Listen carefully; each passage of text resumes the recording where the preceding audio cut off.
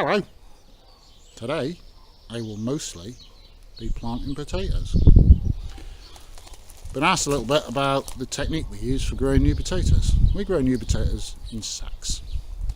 We do that for a number of reasons.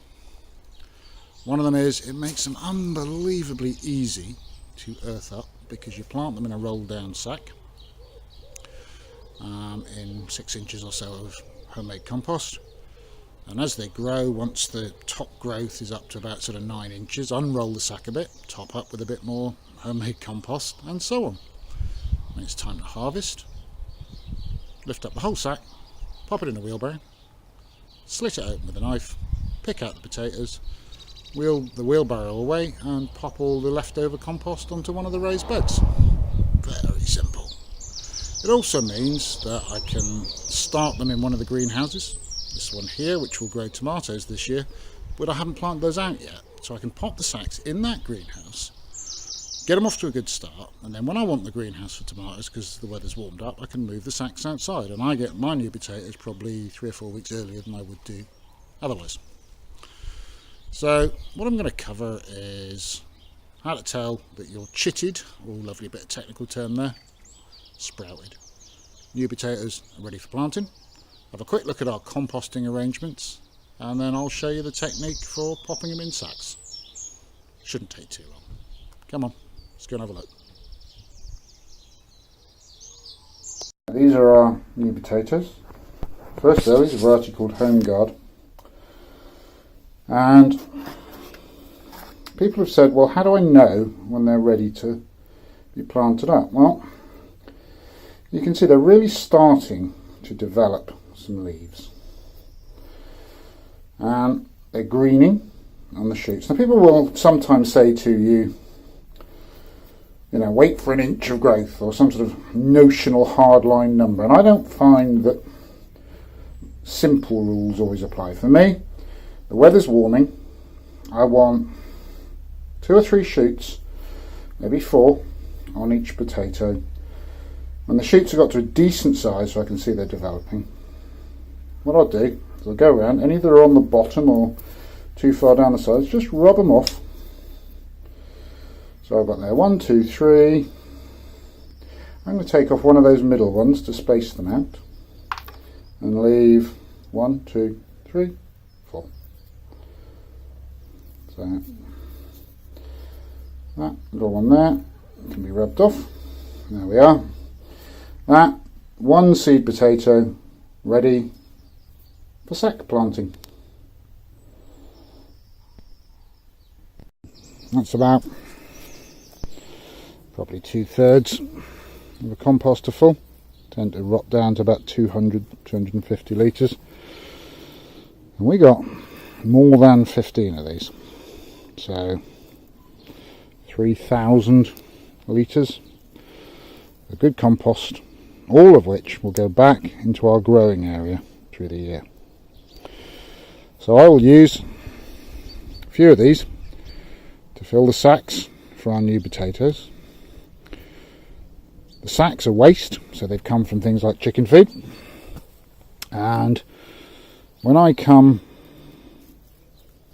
to empty the sacks, I'll put the sack in this same barrow, slit it, just tumbles out. I can very easily, from light compost, pick out the potatoes, and then the compost still has good moisture retaining properties, it still has nutrients in it. It'll get returned to one of the raised beds and dug in. So this is how we do the sack growing technique. I know, I'm sorry, I keep going on about it. Don't waste things as a smallholder. We buy in feed for the chucks, keep the sacks. And we do that all through the year. This time of year, I cut the tops off neatly. I turn the sack inside out and roll it down. And best Blue Peter style, here's one I did earlier. Inside out, rolled down, and sharp pair of scissors, cut a few drainage holes in the bottom. Just pinch a bit of plastic, lop it off, drainage hole. Into that sack, some garden compost. Nice coarse stuff, absolutely ideal for this, won't drop through the drainage holes.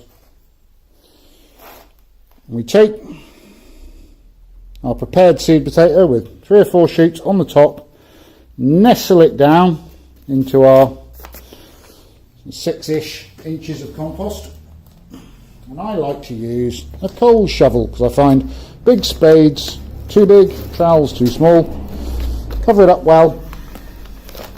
You don't want ever your potatoes to see sunlight. They go green, that's dangerous and unpalatable. So even your seed potatoes, so your new potatoes as you're growing them, should not see sunshine. And they will if you let it grow like that. So what you do, as your top growth comes up to sort of here, 9 inches, unroll a little bit, another couple of coal shovels full of compost until your sack is fully unrolled.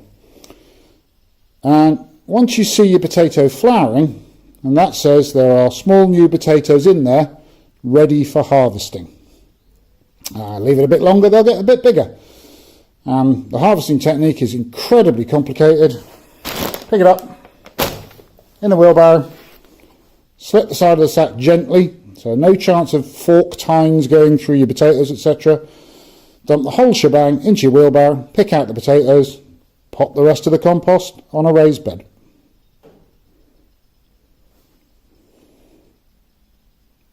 So, here we are in the tomato greenhouse, or what this year will become the tomato greenhouse at least. And as you can see, we've done a little bit of repetition work, planting out our new potatoes. These are our first earlies. Now, I'm going to touch briefly on the quantities, because people often say, oh, that's an awful lot of potatoes. You'll get enough out of a sack for a good meal for 2 or 3 people if you harvest them young. So what you're looking at here is enough new potatoes for a meal for Fiona and myself for 1 month. That's only one meal.